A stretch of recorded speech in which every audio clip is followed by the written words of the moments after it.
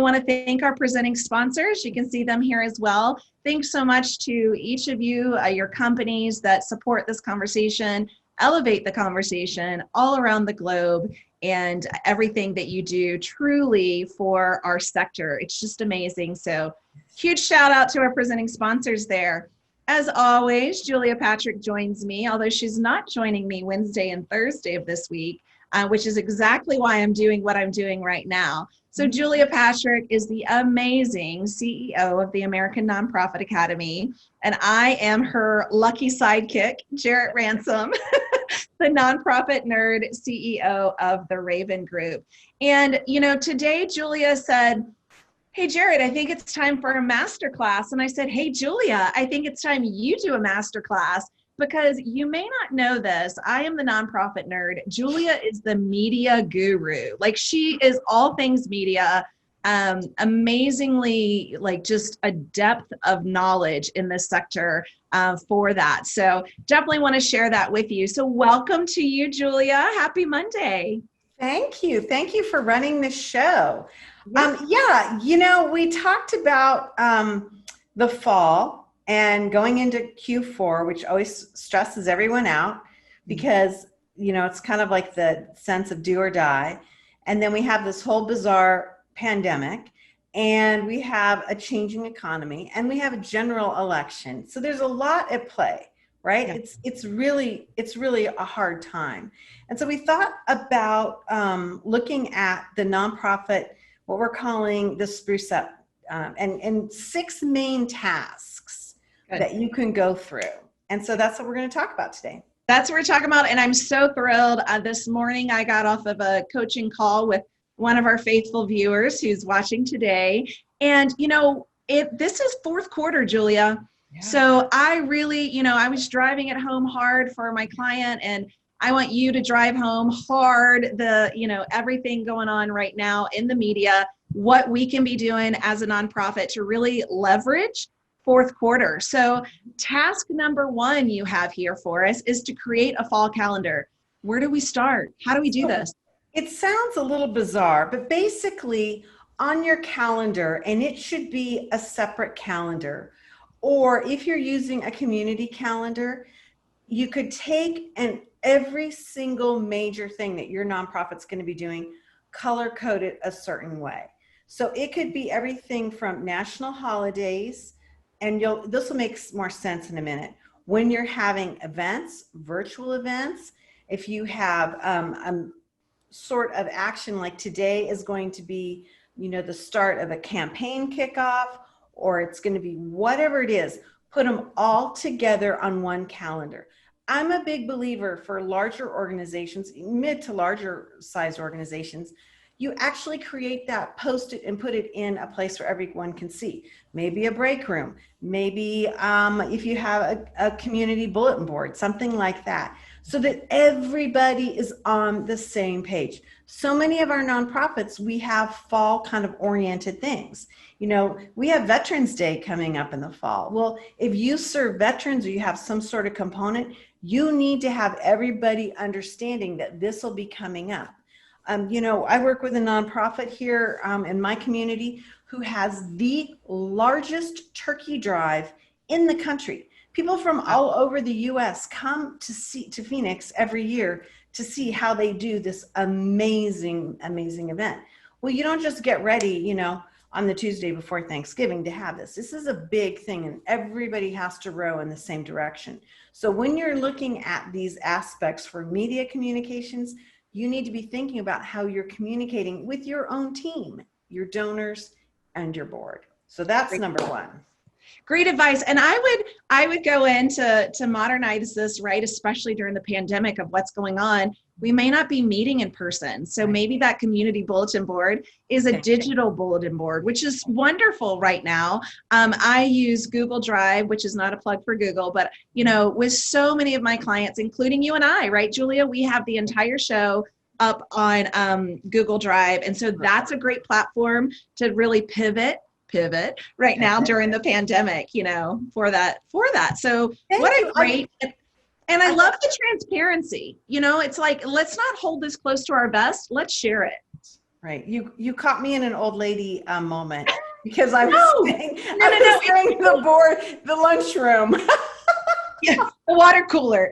No, the no, water it's so cooler. true. I mean, some people are in their offices now, but not everyone. But okay, so your task 2 here is update your media contact list. Okay. And one of the things, I'm an undergrad mass communication major. So Julia, I did a lot of press releases. And my biggest headache, to be honest, was keeping updated on all of the contacts, because holy cow, does the industry change contacts quite a bit. Right. So this is a plague. This is an absolute plague upon the media landscape. And that is, we have a couple of things happening. We have a shrinking media landscape. People don't believe this, but we really, really do. And then we have a changing media landscape. So a couple things. Most every media organization, whether it's a small neighborhood magazine, newspaper, to a larger national or global news media outlet, will have something what they call an assignment editor. And if they don't have an assignment editor, they'll have at least an editor. And that is a really pivotal person to know. And now, because of all this change, a lot of the email addresses and Twitter feeds or Twitter handles are actually editor at. So, I mean, that's one thing. Always figure out who the editor is or the assignment editor.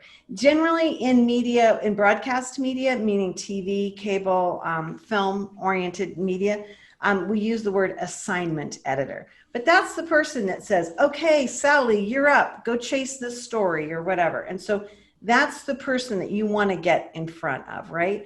Do we find that on their website? I mean, where do we even find them? Absolutely. So there's a couple things you can do. You can go to the masthead on a website, which tells you would be probably under the contact list. It'll tell you who everyone is. And this is my little secret.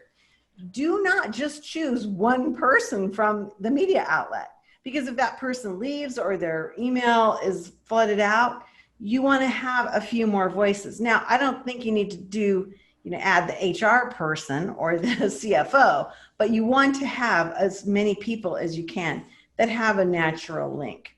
And the other aspect of this too is that there are services, depending on what communities you live in, that actually will have subscription-based services where they keep track of the media. It would be like a media watch kind of business where they are the keepers of that information. And you're going to pay, a licensing fee, and then you'll have access to that database. Wow. Sometimes for nonprofits, this seems like a big expense. My advice is twofold. Ask if there's a nonprofit discount for any type of license or membership. And if not, find out if you can co-partner with another nonprofit so that you can split that licensing fee. It will be one of the best investments you ever make. Yeah, that is really smart. And I know right now, so we talked about in our chitty chat, the pandemic, the general election, like there's so much going on. Yeah. So wouldn't it be nice to share a nonprofit news story? Exactly. And this, Jarrett, this is one of those things. This is, our sector now. I mean, we have important news, right? Because we are helping our communities and we are navigating these processes, these crises, these processes, whatever you want to call it. But we also have good news. We have successful news. And so we have a twofold opportunity here, because we are now in the center of the news storm. And then at the same time, we are providing things and bringing hope, and we have solutions. Absolutely. It's a great time to be a nonprofit and get in the media. I love it. Thank you so much. Task 3 moves us into preparing. So you talk about a fact and a data sheet. Mm-hmm. Again, like where do we even start with this, and what system do we put it in? I'm thinking, is it Excel? Is it Word? Like what is it that the assignment editors want to receive? And is this something that we share immediately, or do we just have it in our arsenal? Yes, and both. Okay. So the fact and data sheet should be created in like a Word style document and then PDF'd.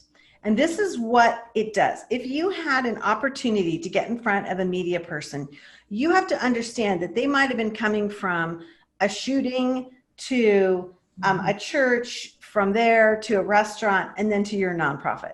And so they're just like all over the board. That data sheet is going to be a 1 sheet or 2, 2 sheet introduction and recap, so that that reporter, assignment editor, or editor gets the information, they get the facts, the factoids accurate, and they don't have to research you. So it should have everything from your founding, like who founded you, when you were founded, how many years you've been in service, what your mission, vision, and values are, who you serve, what the number of people, animals, efforts that you serve, what your budget is, some interesting things that go on. So for example, in my community, there are over 18,000 children in any given moment in the foster care system. And that's a big number, but we don't really know what does that mean? Mm-hmm. Yeah. If we took those children every day in my community, they would all fit in our basketball arena where our NBA team plays. Wow. Now, when you say that, it's shocking, and it brings it home. So some of these facts, some of these things that help, you understand how or why your nonprofit is important. It needs to be in bullet points. If you think about it, could it be easily read on the air or written into an article? Could it be posted into a blog? It's the interesting things that go a long way in helping you communicate what it is that you do, right? Julia, you blew my mind when you put that fact into a visual representation, right? And that doesn't come natural for us nonprofit nerds, but the media, that's what they're looking for, right? Yes. Like they really need that visualization. So my question to you, now, you and I are both curious people, so I hope you knew, being on the hot seat, we're just going to ask some curveball questions. Oh, yeah. Bring it on, baby. Bring it on. How, as you can tell, this is her comfort zone. She loves this stuff, right? How often do we update this fact sheet? So I'm a big believer that you calendarize this every quarter. Okay? Every quarter, because things change. Okay. Oh my gosh, think about where we were, last 2 weeks ago. Yeah, just 2 weeks ago. So yeah, update it. Now, this doesn't mean you need to completely redo it, but right. If you need to add a couple bullet points, super important. You should have who your key leaders are, and maybe your leadership changes. If you've won awards, if you have big changes in who's endorsing you, where you've been, who you're being supported by, those types of things go a long way. Before we move off this, a little secret, as I like to say, secrety secret, prepare it in a Word easy thing to use, right? And then PDF it so that you can send it around.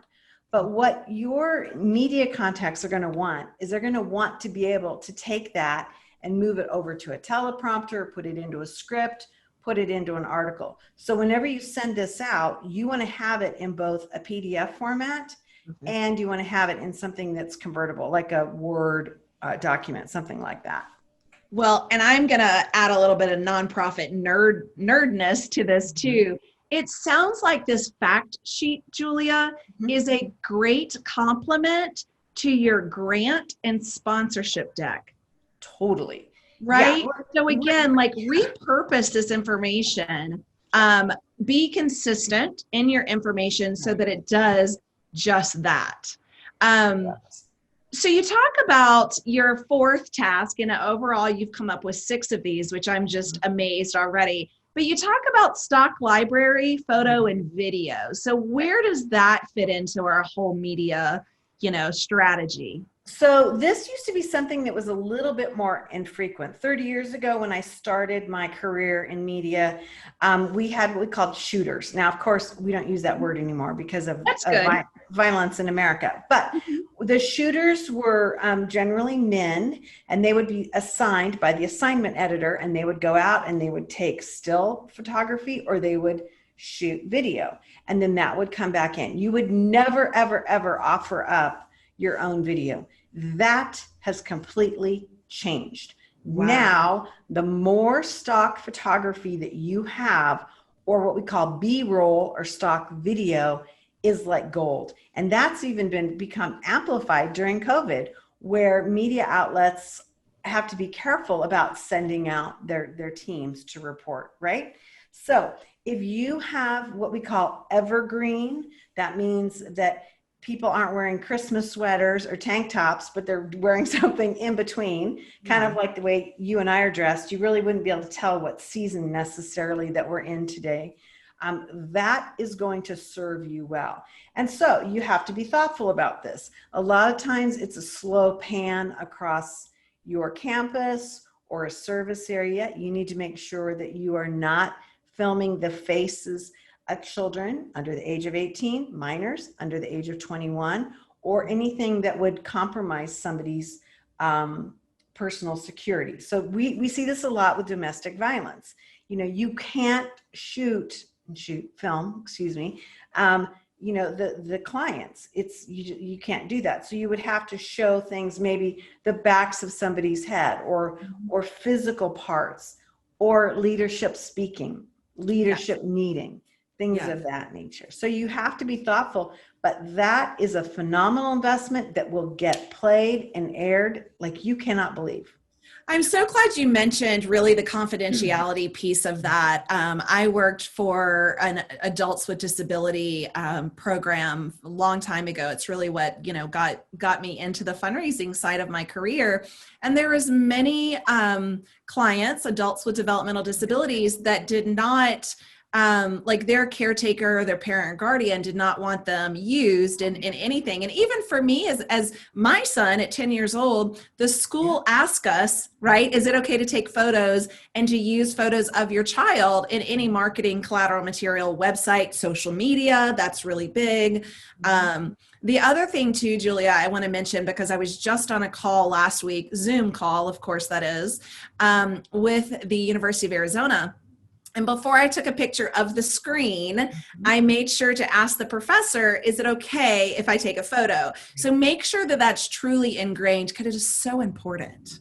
It really is. And it should be. But I think we're learning more and more about that. And I think it just becomes one of those things that you have to invest in this. And generally when we look at this, we're talking about finding a professional. This collection of stock library footage, still and video, it should last you a good year to 24 months. And so it should be professional. We're not talking about, unless you have somebody that's amazing. I mean, this is high level photography and video capture that's been, doesn't have any sound, does not have any sound edit to it, unless it's something specific, like maybe a cultural thing. Pardon me, maybe you're filming your choir or your symphony, something of that nature. But the reality is it's going to be used in the media, and you got to be prepared for it. Well, that's great. Let's move us in. We're about 10 minutes to the hour. Okay, we got to go. I know. So your task 5 is to create and update that media press release. So talk to us about that, and what's the best way to do this? So this should be, all of your work should be templated. And a lot of people are like, press releases, they're dead. Absolutely just the opposite. They're being used. What are they like again, Julia? Pardon me? What are they like again? Can you do that? No, I can't do that. But they're ready to go. Yeah. Let me tell you, media outlets are capturing press releases and putting them up word for word. Remember, we started this. It's a shrinking landscape and shrinking media outlet holdings. And so this time in our history is amazing. You can craft a story, write it. If it's well written, generally it's going to be out 100%. We have a class, we have several classes on the American Nonprofit Academy on just how to do this. So don't listen to this aspect that press releases are dead. They are very much alive.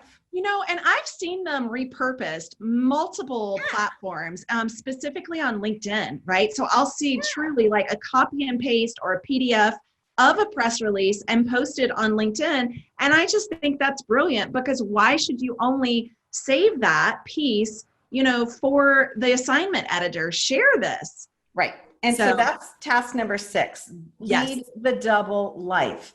Every single thing you do, when you approach it, you should be looking at this as how else can it be used? Does this go out to our general, on our website, on our blog? Does this get included in our weekly or monthly newsletter? How are we sharing this information? Because you should never just do something once for one purpose. I mean, generally, that's an inefficient, poor way to go. Right. Normally, you would look at what your actions are and determine what is another life form that this can take. Does it have to be slightly edited? Maybe, but for the most part, look at what your work can do for you a second, third, or even fourth or fifth time. So that's called a double life. And I typically call it, but tell me, right, if I'm misunderstanding this, is, how can we repurpose this content? And for me as a small business owner, I'm always looking at that, whether it's a social media post or an email, what is it that we're saying? How might we capture it maybe for a different audience and use it again? Because Julia, let's be honest, most nonprofits typically work as skeleton staff. I don't want to say all, I don't want to generalize, but I have worked with so many of a skeleton staff that it is so imperative that where we spend our time, we are maximizing and leveraging that product on so many different ways. So, Absolutely. These 6 tasks that you've shared with us today have totally blown my mind. I would love to know from the viewers today, like, is this something that you think about, quite a bit? I already wrote some notes, like I've got Post-it notes, like, here's what Julia said. It's just amazing. It really is, because no matter how hard you work, no matter how well you work, you're doing the work of the angels, as I like to call it. Yeah. If you don't have that push or that amplification of the work that you're doing through the media, you're behind the gun, you're behind. And so this is one of those opportunities. And the overall framing here, which you probably figured out, is that the easier you make it for your media outlet, the more that they're going to share your information, the more confident they're going to share your information. Confidently, they're going to come back to the well, as we say. They're going to use you as a resource. So if something happens in your community, let's say there's a domestic violence issue, your agency will be the one that the media goes to get information about, or feedback, or strategy. I mean, there are different ways that you can position your nonprofit and yourself as the expert, and that's what you want to be doing.